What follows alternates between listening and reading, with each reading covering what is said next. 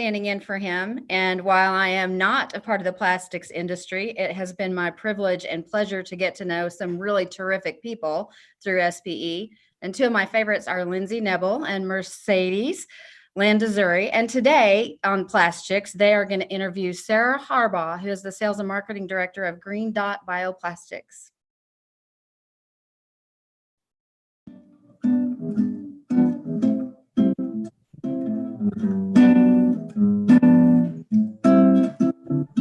If you've got a question, the voices are present. I hear. Oh, PlastChicks. PlastChicks is an SPE sponsored podcast. Hey, girl. Oh, hey, look at you with your Corona cut. I know. So for those of you that weren't watching the live feed, I had let my 9-year-old daughter cut my hair this weekend. Love it. Bangs were not intended, but I'm really trying to rock this party look throughout all of my business attire. So I mean, listen, when aren't Corona bangs appropriate? The question I have. I'm just really worried because I promised her that she could trim my bangs, which we'll see. I don't know if baby bangs would work with your hair, but we'll find out. It's just going to be like a poof. Like That's okay. I hope you have a lot of scarves or headbands or something. I do. I do. Well, I have one right here, but it's crazy that I'm not wearing a scarf today. I wanted to wear my nice big plastic necklace today. You didn't go bolo? Come on, man.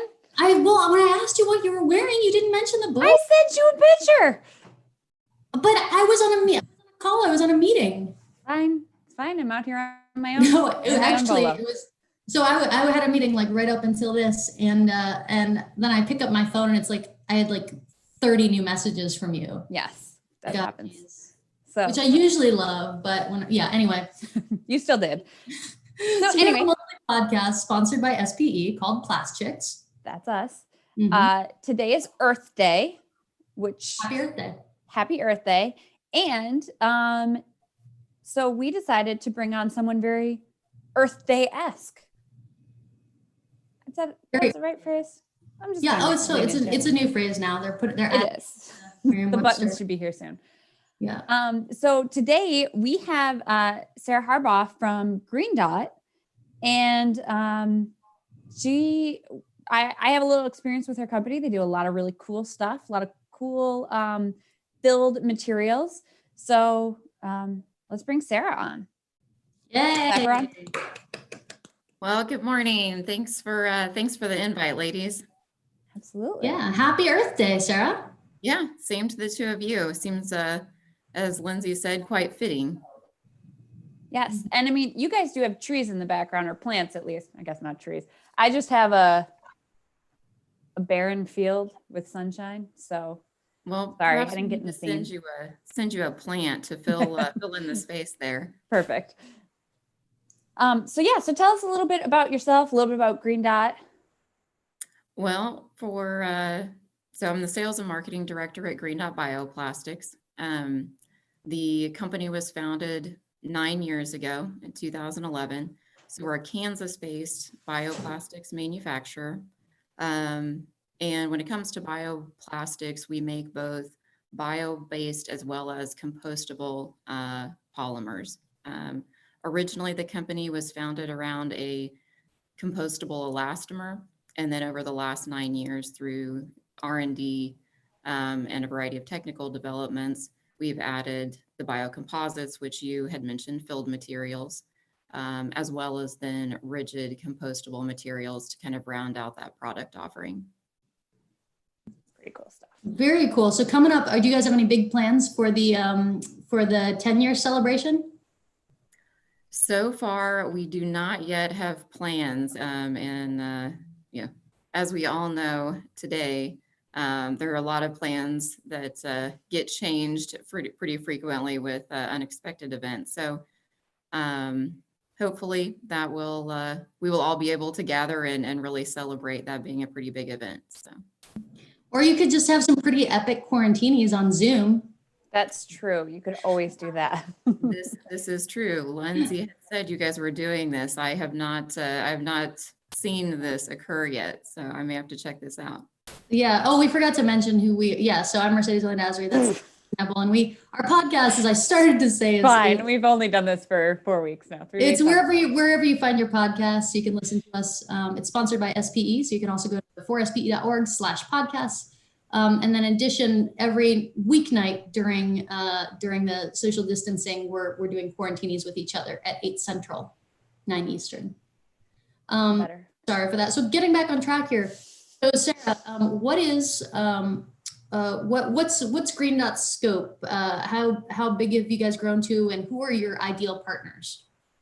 So scope-wise, as I mentioned, I mean, we're based in Kansas, so we certainly worked with a lot of companies geographically close to us. Kansas does not have a tremendous plastics presence, but we certainly have a number of injection molders that we work with locally. But at the same time, the majority of calls that we're fielding are, international calls. So that ranges from, big name companies with huge sustainability initiatives, down to startup entrepreneurs that have a concept for a new product. They're starting a brand new company, and they have decided that if they're going to make their product out of plastic, they want to do it with something that's bio-based or has a little bit lighter environmental footprint. So it really, really runs the gamut, from company size, product markets, as well as then, of course, like I said, geographically, we talk to people around the world. So every day is interesting, that's for sure. So would you, if you can share percentage-wise, what percentage is going to Europe? I would say actually, Europe is probably smaller than, say, we also talk to a lot of companies who are really interested in doing their manufacturing in the United States, if at all possible. So to answer your question, the percentage to Europe is fairly small, but we work with a lot of companies that actually do have manufacturing in Asia. And we've worked with a couple of our companies that were doing all or most of their manufacturing in Asia. We're interested in reshoring that, and through some of our relationships with local injection molders, being able to help them make that move. So that's exciting. I guess I asked specifically about Europe because it seems that bioplastics seem to be much bigger piece of the sustainability puzzle in Europe than they do in the US. Do you think that that's changing now? It's not changing. I think certainly Europe is much farther ahead of the US when it comes to, bioplastic adoption, both from a material standpoint as well as the end of life. What are some of the collection options, whether that is, having a more active sorting process. There's more access to composting. So they're certainly much farther ahead than we are in the US, but at the same time, that also then gives us a good opportunity to be able to look at what they're doing as we figure out within the US, how do we tackle this, and what can we learn from them. So, you said you spend some time with like startup companies looking for something that they, believe is bioplastics, something along those lines, or they want something along those lines. I think there's a lot of people who misunderstand bioplastics and like biodegradable plastics. Do you have to spend your time doing a lot of education on the front, or the people coming to you kind of already aware of what they're looking for? And that's probably one of the biggest challenges, is there is a lot of confusion between, those two attributes of the materials. And what makes it even more confusing is some materials are actually both and others are not. So yes, we spend a lot of time. That's usually the first part of the discussion is, are you looking for something bio-based? Are you looking for something compostable? Or do what's your right? And, which one of those types of sustainability message really brings value to the product that you're trying to manufacture. And so we have those conversations with the people that call in on a daily basis and from a company standpoint, we feel like as we're putting out, content and information, the things on our website, social media, those also have a twofold value of also being able to, provide some education broadly about the materials, Mhm. because the next step is consumers better understanding all of these differences. It's a big enough challenge for, companies that have sustainability goals and are really trying to make, great decisions. But if they do that and the person buying their product doesn't understand what the difference is, there's a whole nother level of education, and part of that value is lost if the consumer doesn't realize why it matters. Right. That's a great point. So are you engaged in marketing activities or broader educational activities to educate the general public? On a limited scope, I mean, we certainly don't have a, bioplastics university program set up or something like that, but We we need one. wait, I'm not taking that on yet. So, but we do feel like there is that component about trying to educate people in general, because the better understanding everyone has, the more progress that makes for everyone trying to use these new materials. But yeah, all of that. And as we're all aware, there's a lot of, plastics have a negative image in general right now for whether it's bioplastics or traditional plastics. So again, being able to bring some value to that conversation that, plastics are not bad. They bring a tremendous amount of value to our lives.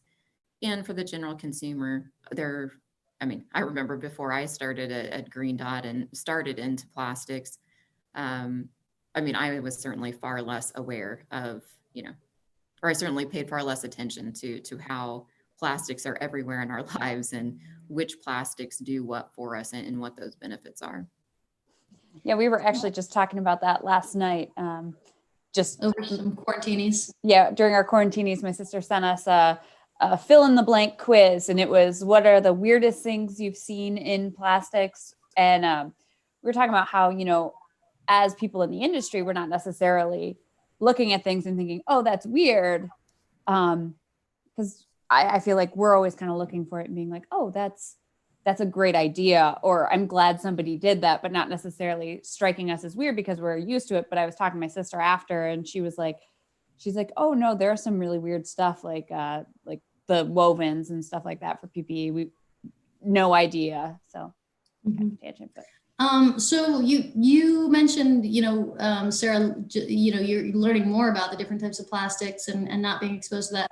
4 years ago when I came into the industry, just completely same boat. You had a humanities background. You majored in history and then business. You got your master's after that. But I believe, first, did you have a specific focus in history?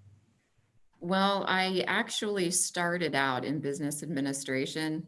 And, as we all know, you have to take your electives, and I took history electives and really enjoyed it, and then ended up, focusing on that, graduated with that first, and then came back to finish the business portion of my degree. But for the most part, the history was pretty general. I mean, everything from ancient history, Egyptology, to military history was actually pretty fascinating to me. Not the part about, armaments and deployments, but more the social impacts that conflicts like big military, World War I, World War II, kind of the social impacts and the technology drive and development that you see because Airplanes. Yes, exactly. weird. Or, Plastics. Plastics is another good example. And I mean, even today, we're all facing a pretty significant challenge right now. And you see all the scientists and laboratories really focused and putting all their resources towards trying to find, improved testing methods, more effective testing methods. But that is an example of really how that type of conflict impacts overall society. Mm-hmm. So I love it. So history, a degree in history, a degree in business administration. How did you come into plastics? I did not do this intentionally. It was very much a Does stumble. not everyone do that intentionally? I Um, did. Very, very much a stumble into the industry. I mean, honestly, we all see plastics everywhere, but unless you know somebody that works in plastics or, live in an area where plastics manufacturing is, more predominant, you don't really think about this. So I was working for a telecommunications company. Actually, I sold telephone systems and voicemail, so business to business sales, and Green Dot was opening, being founded here in the community. And I saw an ad in the paper and thought, well, wow, this seems pretty interesting. So applied and was hired. So really very much this was not a well thought out plan of joining the plastics industry. Love it. Um, and a tremendous learning curve, of course, as well. But in some ways, having entered in the field of bioplastics, there are some advantages to that because you don't come in with a preconceived set of ideas about what is and what is not possible. I would certainly say, having the education in the plastics, program certainly would be valuable, but I've also had a lot of great resources of people, from the industry over the years to ask questions and learn a lot about both materials as well as manufacturing. So Like SPE, another great resource. Little plug there. Boom. yes, Yeah. actually, when I did join, so I was super excited about this. I signed up for SPE as soon as I found out that it existed. Drove the 2 hours up to the Kansas chapter meetings. Love it. Once a month or so at the beginning. We don't have a particularly active chapter right now. I didn't let my membership lapse for a few years, so I want to be completely transparent about that. But Oh, we got to cancel this. It's done. don't worry, I did renew it, so I am back on the membership rolls. Although it occurs to me, I think it was about this time last year, so I probably need to make sure that my dues aren't due. It's so much Right easier now. to renew now. You can do it online, like click the True. button. It's I literally know. so easy. Yeah. So, but the other thing that it has occurred to me as well is, being able to, all the folks at ANTEC moving all of this online, very quickly. This is my first ANTEC, so that's pretty exciting. But being able to do it in this type of format, maybe that would be a good option for, SPE chapters that are, pretty geographically spread out, Right. or whatever the case might be, to get a little bit more, Yeah, I mean, we have the Northwest Pennsylvania chapter that I'm a member of, and we have a pretty good concentration of people, but, we have people that are like 40, 45 minutes away. And if it's a October, November meeting in Erie, Pennsylvania, it's probably snowing. They're probably not coming. And, we're not quite as extreme as like a Kansas spread there, but having another option like something like this is pretty cool. And sorry, I just got distracted by my phone going off. I was going to ask you, with, not that bioplastics is trendy, but if we're going to pick something trendy in plastics, it's probably bioplastics, or at least it's up there with things that people talk about. I know when you and I were talking, Sarah, if we're interviewing someone that's in injection molding, we're probably going to get some injection molding people, but maybe not necessarily a broader audience. If we do bioplastics, we might get a little bit of a broader audience because a lot of people are interested in that right now.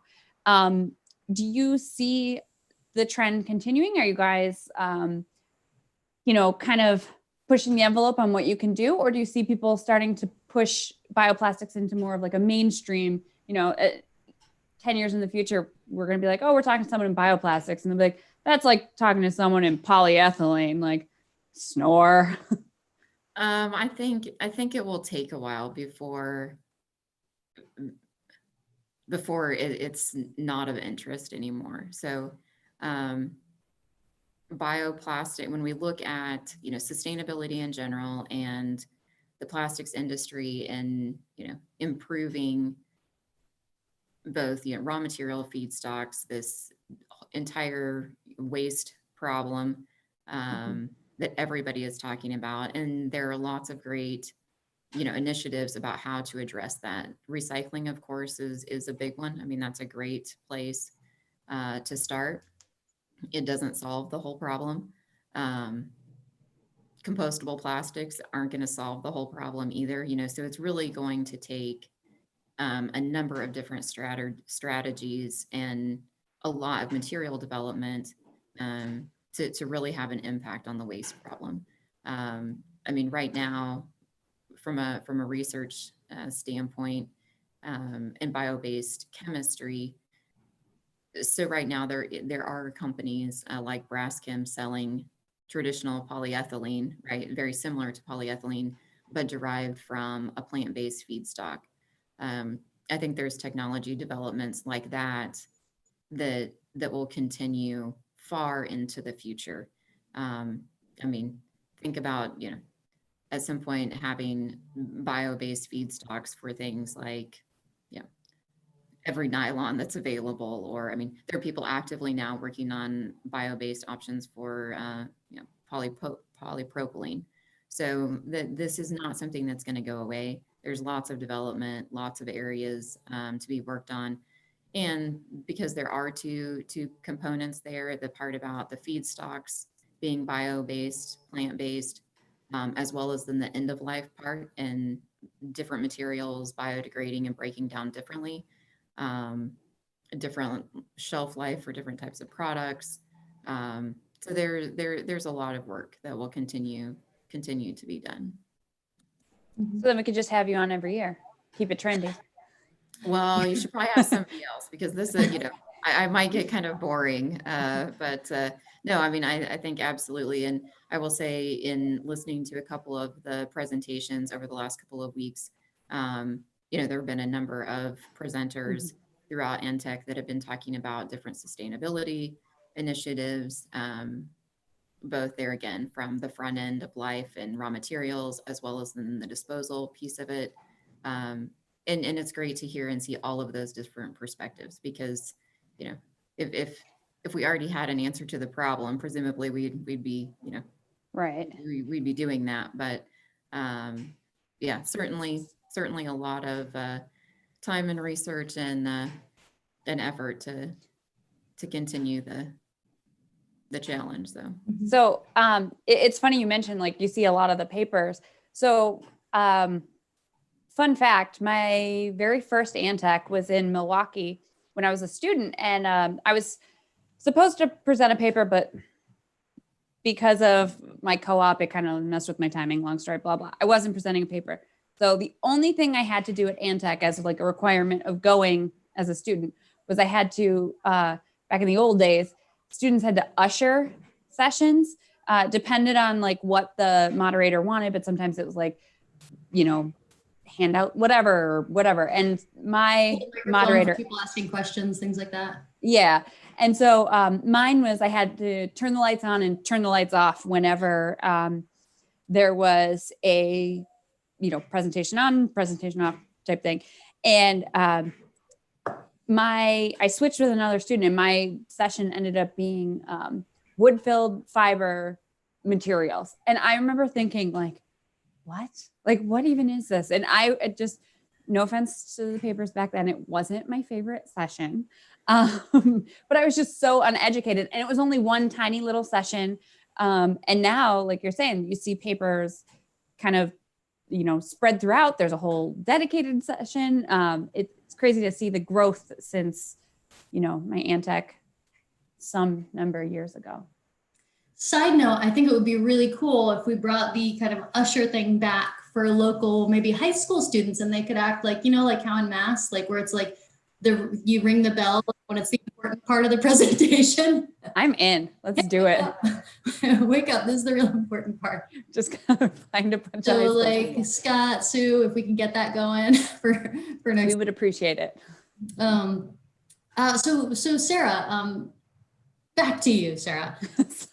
So, what are some of the biggest challenges that you're facing right now at Green Dot? I think the majority of them we probably already covered. I mean, the plastics in general having a negative image doesn't bode well for us either. It is interesting. Periodically, we have people call and they say, well, we've got this new product and we don't want to use plastic. And my first thought is, and why did you Right. plastics company? So that, and of course, I don't say that, um, but the idea that with all the confusion around, is something still a plastic, even if it's derived from something other than petroleum, that level of confusion and, this Oh, is compostable, but where is it going to break down and isn't going to disappear tomorrow? And so I would say the majority of it is that whole component about education. What do Mhm. these terms mean? How do they benefit, the end consumer?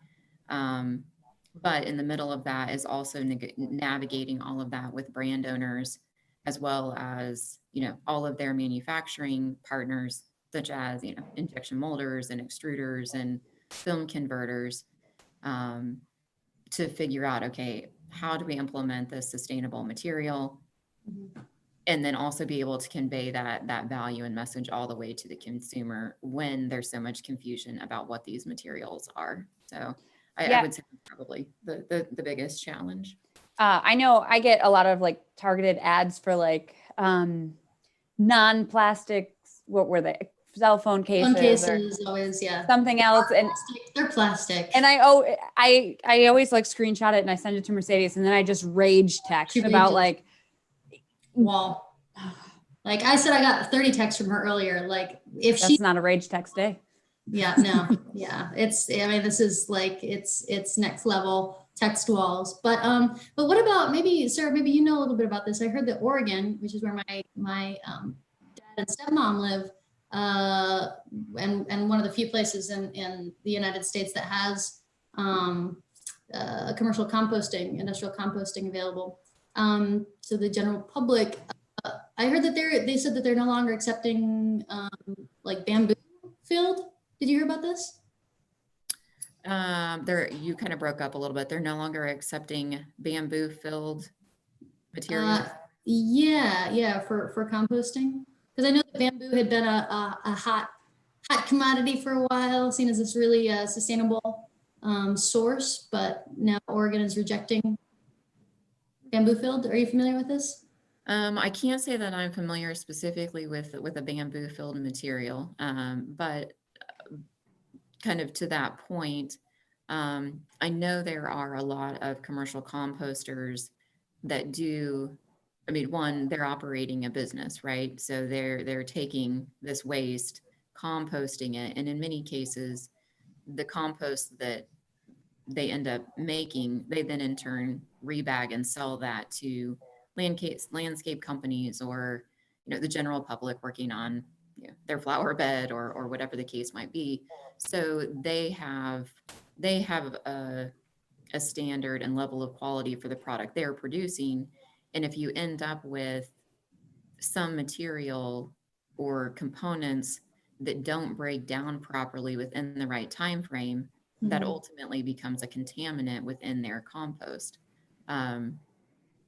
So again, not being specifically familiar with this, with the incident you're asking about, my assumption would be it probably fits in that category, though, that they were taking this thinking that it would work, and perhaps within that composting time frame, it didn't break down as quickly as they wanted to, and that caused some issues within the product that they're trying to make and sell. So, I mean, I think it's reasonable. They need to really evaluate what can go into their process. And again, that's another example of one of the things that's challenging when it comes to compostable materials is you do have to think about the environment and the conditions in which they will break down. I mean, that's why we have ASTM standards, right? But that also presents part of the challenge too. So, Yeah, that makes sense. Go ahead, Lindsay. Well, I was gonna say slightly unrelated, but Love it. still semi-related. It's where we go with this. Word on the street is you are a beekeeper, and I know it's apiarius, but I knew I was going to say something like apiary. I've heard some buzz. There was some buzz. Oh, what a missed opportunity. So my question is, do you have, because my dad used to keep bees way back in the day, like before I was even a critter. And he had all like the old wood frame stuff. My question is, has that changed? Are you using, is there any plastic that goes into beekeeping? And this might be a super ignorant question. I don't keep bees, so I don't know. Well, the buzz is correct. I do have bees. This is certainly a hobby. I am not an expert. But all of the majority of the equipment I still use is still wooden based. But there are actually a lot of options for different hive components that now are plastic. So yes, there has been a transition there to include a lot more plastic, depending upon how you manage your hives and in your preference. So, how did you get into that? How did you start beekeeping? I probably stumbled into it, kind of like plastics there again. Just an interesting. Huh? There we go. No. Anyway, there's all sorts of information and, concern about pollinator habitats and the plight of bees, not just honeybees, but, bees and different types of insects in general. So yeah, seemed like an interesting activity. I didn't know anything about it. We have a pretty active beekeeper group locally, actually. So went to a meeting or two and tried a couple of hives. It's definitely a fascinating hobby. Well, this should be a call to action to all of the Kansas plastics professionals. How is it that the SPB is like more? That doesn't even make sense. But there, I mean, if that's an active community, we should really get more active in Kansas. But so on the flip side, we asked about like what are the challenges now. So on the flip side, what are the most what are the newest, most exciting projects you're working on right now, if you're able to talk about them? Probably the most exciting thing for us. So to date in the company, the majority of applications and materials that and companies that we've been working with have really been around more durable consumer-facing goods. So things within lawn and garden space, furniture, children's toys, and for the most part, probably a bigger focus on biocomposite materials. But over the last couple of years, and really our next big jump will be to single-use disposable type applications where compostable materials really bring a lot of value. If something's only going to be used once, and specifically, I mean, there again, like food service applications are a great example. You go to a baseball game or a school cafeteria or a hospital cafeteria, a convention center, something like that. You have a pretty closed area of, food use, and all that waste has to be disposed. So, if all of the utensils and things that were coming into contact with that food could all just go into with the food waste to be composted, that's a great application in which compostable plastic brings a lot of value. So that's our next big focus. I don't know how many people think that talking about films is super exciting, but that's the area we're headed in, and we are really excited about it. So how are you? I mean, are you guys? How are you certifying the environmental aspects? So like biodegradability and compostability. Are you self-certifying, or are there external certifications that you're getting for this kind of stuff? I mean, we of course go through and do a wide variety of testing internally to measure performance. But at the end of the day, there are certainly third-party standards when it comes to compostability. So in the US, that's an ASTM standard. ASTM D6400 is the primary standard. Europe has one that's quite similar. And I believe both China and Japan have slightly different standards, but for the most part, they're pretty standardized. But certainly that third party validation is absolutely critical. Right. It looks like I took my watch off because it was buzzing. But I think we're right on our time. So we want to thank you, Sarah, for joining us today. It was a great talk, great Earth Day talk. We covered bees, we covered biomaterials, and we got plants in the background. I don't see how we went wrong. Well, plants in some backgrounds, Lindsay. I told you I have the sun. That doesn't happen in Erie all the time, so you're welcome. So, and I will say a quick congratulations to the two of you. I believe this month is the 1-year anniversary of the podcast. Am I remembering that correct? Oh, I don't know. What month is it? I'm lost. It's April, and I think Oh, yeah. we started off in ANTEC last year, right? We did. So our first episode would have released in April. Well, thank you. Thanks for remembering our anniversary that we did. oh gosh, wow. That's awesome. All right. Well, Sarah Harbaugh, thank you so much. And look forward to seeing more of Green Dot Bioplastics in the industry news. All right. Well, thanks for having me. See ya. If you've got a question, the voices of resin are here.